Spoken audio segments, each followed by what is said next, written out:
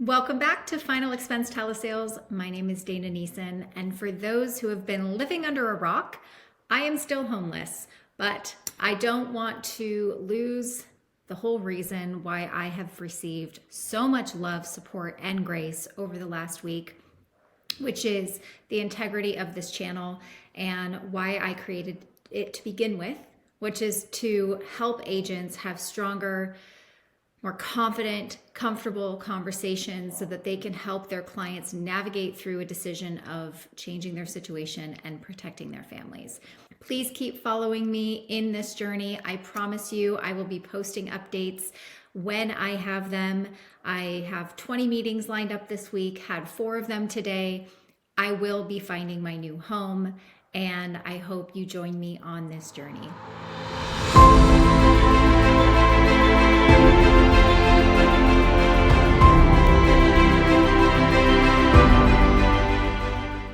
About a week ago, I told you that I was going to be bringing you content this month on communication, and that hasn't changed.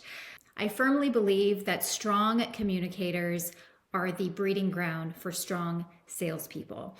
And communication starts with some fundamentals. And today I'm going to talk about chunking your sales presentation so that when your clients start to veer off the path, you know exactly how to take that conversation and bring them back on track. There's a learning theory in cognitive neuroscience called chunking your presentation, and it helps you avoid getting stuck in a pattern.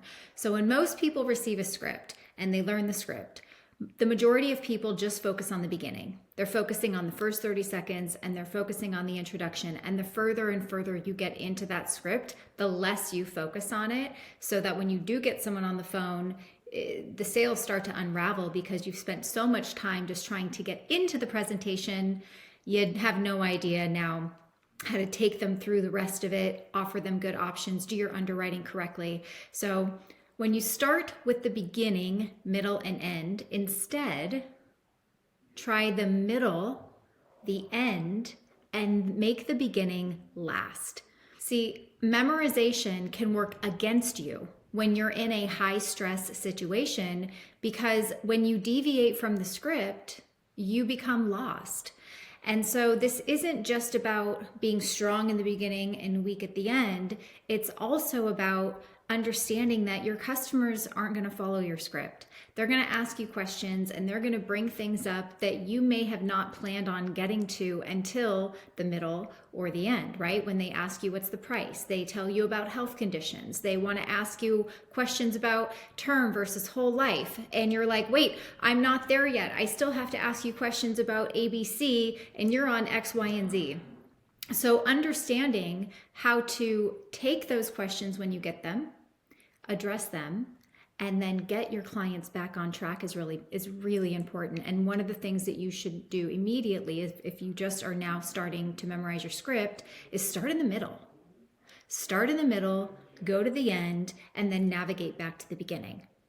And then mix it up. Start at the end, go to the beginning, and then go to the middle. But try not to do it in the traditional sense of beginning, middle, and end. Another reason this is so important, because I can't tell you how many hundreds and hundreds of conversations I listen to where when new agents get to the end of the presentation and it sounds something like, well, here's options. What do you want to do? And they put the ball in the court. Do you want to apply? What option would you like to pick? Should I call you back next week? Oh, you want to think about it? No problem at all. When you have your script structure memorized, you can then be more confident in asking for the sale, making strong recommendations, doing the application, controlling the prospect, and guiding them through everything that they need to go through so that they actually feel comfortable making a decision to move forward with you. So what happens if you're on a call and all of a sudden you forget your place and you go blank? Well, the first thing that you don't want to do is acknowledge it. You don't want to start fumbling through your papers and saying, oh, you know what, I'm so sorry, I lost my place. That's automatically going to completely break that trust barrier.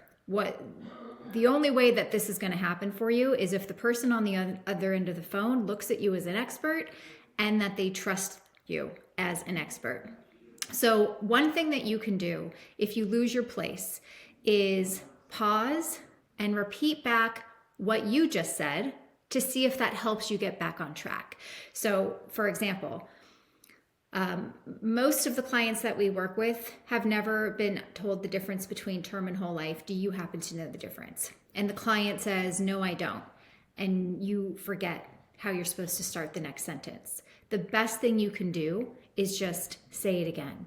So just correct me if I'm wrong. Nobody's helped you understand the difference between term and whole life. Just right there, just saying that again in a different way will help you collect your thoughts, find your place, and hopefully help you continue with where you left off. The second thing that you can do is have a back pocket of questions at the ready in case you lose your place. So if you forget, all you have to do is simply just pause and ask a question. So for example, this is a good time to take a pause, and I'd like you to reflect on everything we've talked about and give me some feedback. And what that will do is give you that moment to check your script, find your place without saying, let's see, and flipping through pages. Plus, you might actually get something helpful from your client that you didn't have before that will give you some more information to help guide them through the next steps. The goal of today is to help give you some different ways, some different tools that you can feel more comfortable and confident on the phones, especially if you're new, because the last thing you want to do is get someone on the phone and you have only really memorized discovery, right? And now you're into the different parts of your script, and now you're starting to tense up. The clients feel that tension. They start asking you questions. You're getting off track. You're flipping through your pages. Your voice becomes exasperated. You're speaking higher. You're speaking lower.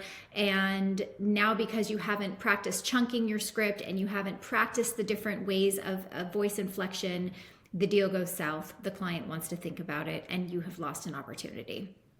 That is all I have for you today. I hope that chunking your presentation, and it will give you a different way to help memorize and feel more comfortable to engage in customers. No matter where they start you'll know exactly how to address it and how to get them back on track.